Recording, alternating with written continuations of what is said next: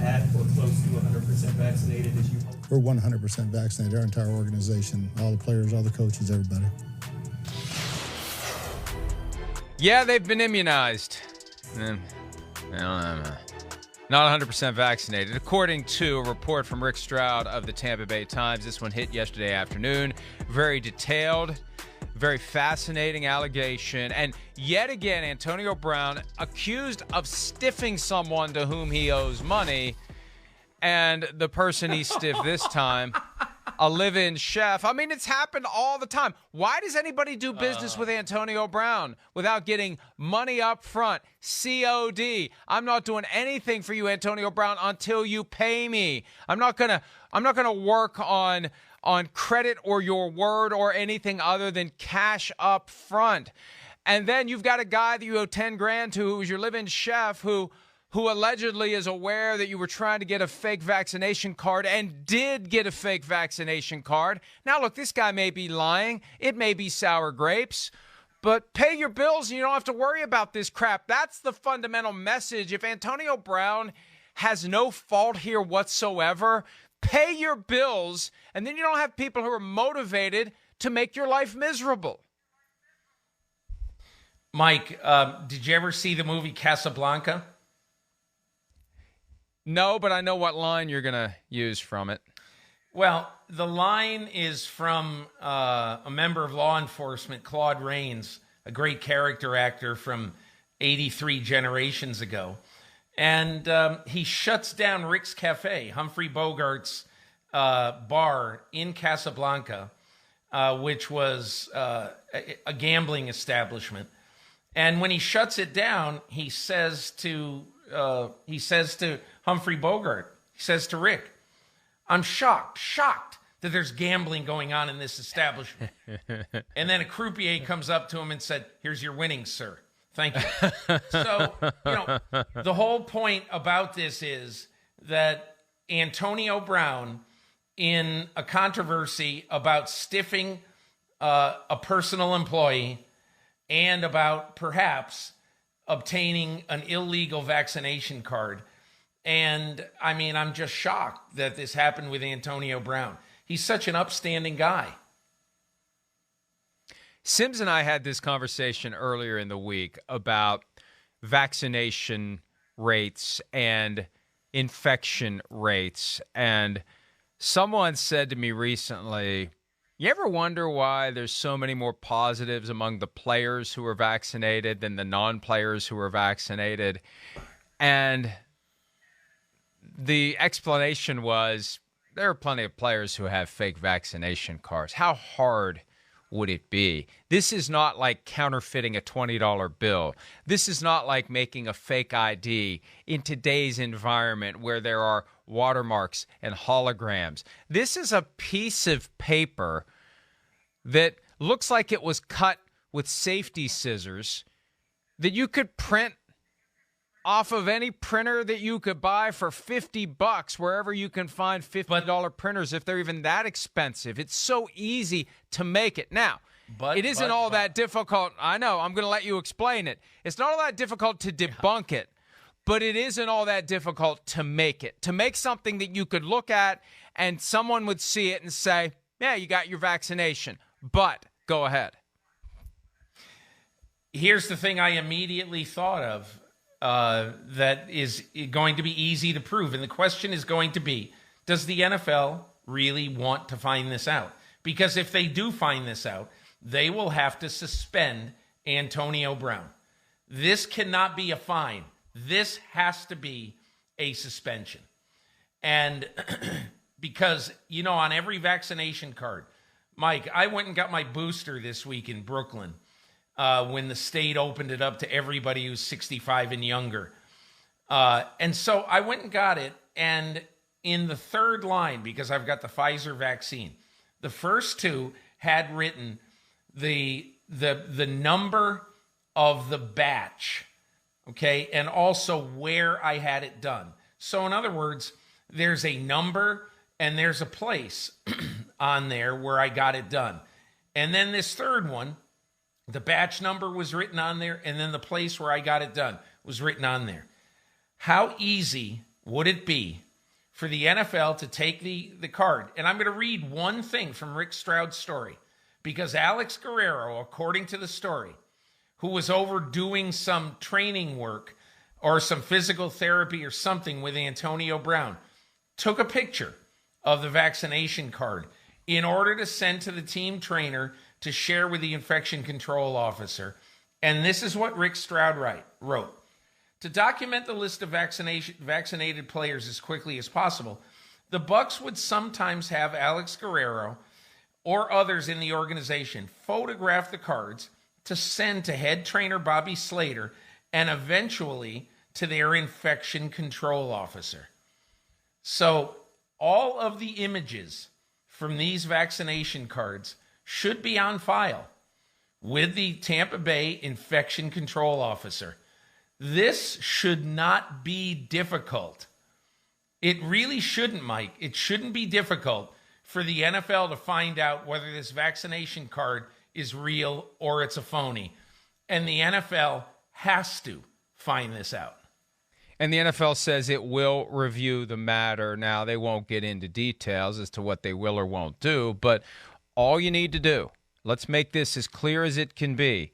You get the card, you look at the place where the vaccine was obtained, you look at the lot number, you call, whether it's a pharmacy, whether it's a county health department, that's where I got mine back in March, whatever it is, you call them up. They keep the records. Remember, anybody out there that's been vaccinated, you fill out paperwork. They keep it.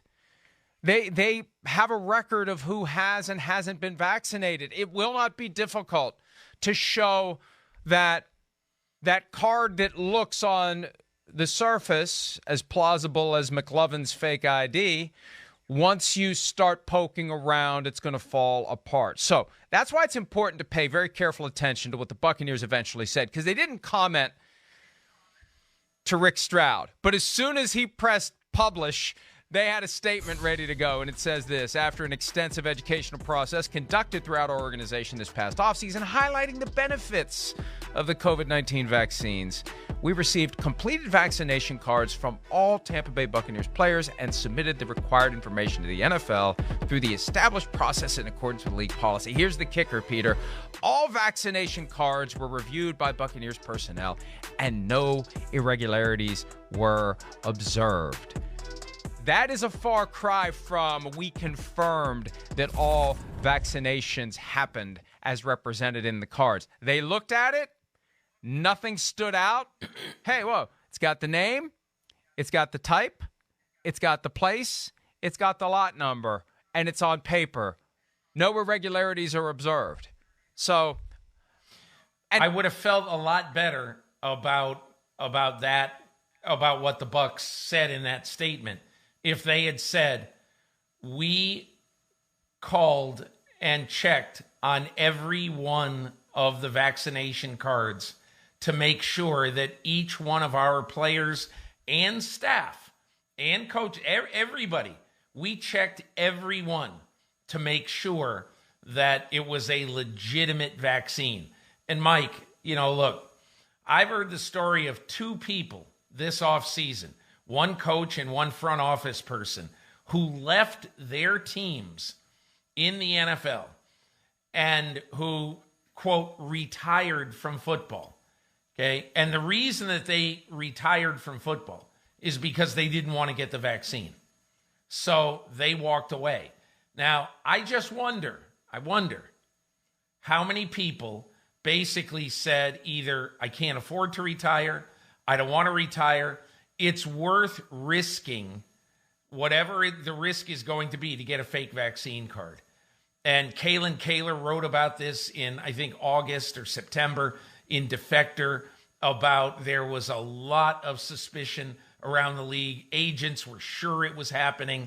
So, look, if the NFL really wants to get to the bottom of this, really wants to, they're going to have about 10 people from Lisa Friel's department, or however many they can stir up, to basically take, and let's just talk about players, to basically take 1,696 vaccination cards and make a phone call about every one of them to see if the vaccinations are real. I agree with you completely. And it all comes down to whether they truly care about the COVID protocols or whether it is just words on paper, window dressing. And we have reason to think it's just words on paper and window dressing because of the way they handle the Green Bay Packers. And look, on the range of offenses, what Aaron Rodgers did in lying about being vaccinated to the outside, but the team and the league knew he wasn't, even though he deliberately violated protocol multiple times, that's below what Antonio Brown or anyone else with a fake vaccination card is doing. Let's get that out there in the open and make sure everybody understands this. This is the worst thing you can do by way of COVID protocol violation because you are putting yourself in a category you don't belong in. You have one category of protocols that apply to the vaccinated, which are far less demanding.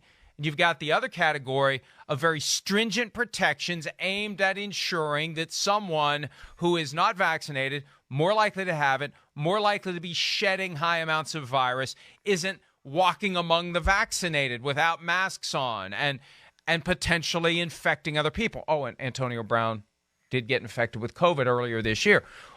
If you're using a fake vaccination card, especially when people are choosing not to work, choosing to walk away over the issue, choosing to deal with the consequences of not being vaccinated as opposed to just lying about it, that does mandate a serious punishment, and it does require the NFL to prove to us that it really cares about these protocols. Because it wouldn't be all that difficult, Peter. Even though the numbers are significant, one at a time, if you really care about it, if you wake up today and say, oh my God, we never should have taken these guys' words for it, and we're gonna make these calls, it really would not be all that difficult in the grand scheme of things to make those calls. Mike, I'm reminded of one other thing as you were just speaking. You know, so Antonio Brown lives and works in the state of Florida, which has a governor who has no use for the coronavirus and who time and time again has illustrated his disdain for all precautions about masks and everything else.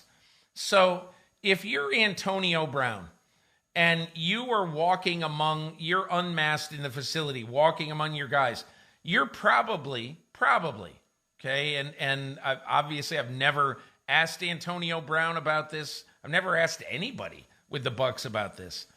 But aren't you more tempted to basically ignore any sort of precaution of wearing a mask anywhere?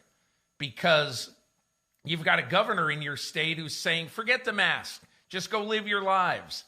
And right now, to me, Antonio Brown, that's one of the reasons why I'd be so scared about this if I were the Bucs.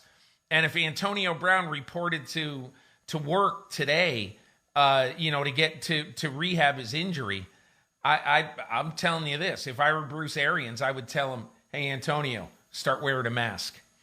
And again, you've got to look for what's important for the entire team. It's funny because multiple reporters yesterday just passing along the conclusion being asserted by Antonio Brown's lawyer, Sean Burston, that, hey, I asked Antonio Brown if he's vaccinated, and he said yes. Well, that just settles it. Why are we bothering anybody? If he says yes, then come on. But there is a possibility. Once he got wind of the shakedown, and go read Rick Stroud's story. It's fascinating because Steven Ruiz, the chef who allegedly got shafted out of $10,000, instead of suing the guy, engaged a Hollywood fixer who didn't ask anybody for any money, just telling people there's this story out there about issues with vaccination cards. I'm not asking for money. That would be extortion, but I want to know what you want to do to fix this. What in the hell are you talking about? So once you catch wind, if you're Antonio Brown, of that, you know what you do? You get your ass vaccinated so you can say I'm vaccinated. But still, Peter, back to your point, the original card has a date on it, a place, and a lot number that quite possibly doesn't correspond with Antonio Brown getting a shot that day, that place, from that batch, even if he got vaccinated later. That's the issue here. Doesn't matter if he's vaccinated now, and he very well may be. That doesn't erase the fact that you had a fake card, that you were operating among your teammates who actually are vaccinated as if you are when you aren't, in danger. Hey, Bruce Arians should be as pissed about this as anyone.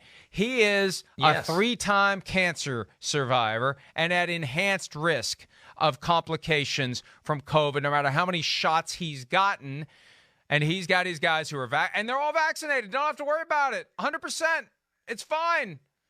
Everyone in the pool, we're good. No masks, no protocols, we're 100%.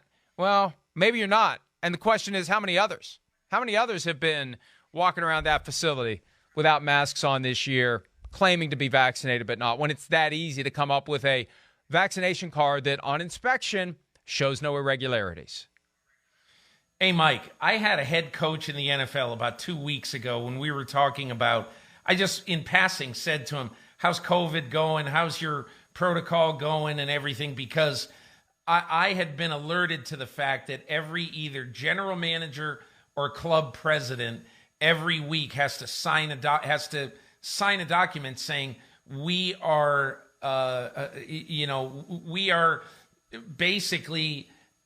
complying with every COVID protocol that the NFL has put out there. So I said, how's it going? And he goes, hey, listen. He goes, it's like I told the players. And I've told the players who didn't want to get the vaccine, most of whom now have gotten the vaccine. I said, from the time you've been in team sports, there have been rules that you think suck, absolutely suck. And here is a rule that I think you probably think is a lousy, stupid, idiotic rule, and you don't want to comply with it. But the question is it worth not complying with? Is that really worth it? Do you want to risk your livelihood to not comply with this? And he said, that has been my point to all these players. Said, if you test positive and if you give it to a bunch of people on the team and we have to forfeit, you're going to be responsible, even though this is an outlier, for 53 people not getting paid for a game. Because we won't play the game. And I realize that is a rash part of it. That's an extreme case, but it's possible. And especially now, the Green Bay Packers have to live with the fact that their unvaccinated quarterback didn't play in a game that you and I and anybody who never watched a football game before would say, hey, if they even had a semi-competent quarterback playing in that game, they would have won by 2 touchdowns. So they got to live with the fact that, and again, it's not the biggest thing in the world, but it is significant in your business. They got to live with the fact that they might not win home field in the playoffs because their quarterback wasn't vaccinated. So it's one of those things, Mike, that if you don't get vaccinated, you basically are imperiling your team, and you have to decide if that's worth it. And for Antonio Brown, because this issue of a fake vaccine card would be potentially reviewable and discipline available under the personal conduct policy, his status as a repeat offender could put him in a position where he gets an even more stringent punishment than he would have if he wasn't a repeat offender. He was suspended 8 games last year after multiple off-field incidents. One last point, Peter. No matter what the NFL does here, this is another illustration of how the NFL is far more reactive than proactive. Because now that we know about this issue publicly, never mind the fact that the rumors of fake vaccination cards have been ricocheting around the grapevine all season long. So the NFL, I think at some point's on notice of the possibility. They have to do something now that it's a thing. If it had never been a thing, they would have never done anything about it. And I go back to Aaron Rodgers. He would still be showing up for 2 press conferences a week with no mask on. The NFL would know about it and not be doing a damn thing about it. It only became a thing when he tested positive. And then, we got to do something. I don't get that aspect of the way that 345 Park Avenue operates. They react, they don't proact. And how many other things like this are out there that they could be nipping in the bud before it ever becomes something that tarnishes the shield? We've had 2 of them in the last 16 days now, between Aaron Rodgers and Antonio Brown. Both would have been preventable if the league had simply been proactive instead of reactive. Hi, I'm Mike Tirico, and thanks for watching. Make sure to hit subscribe for the latest news and highlights from NBC Sports.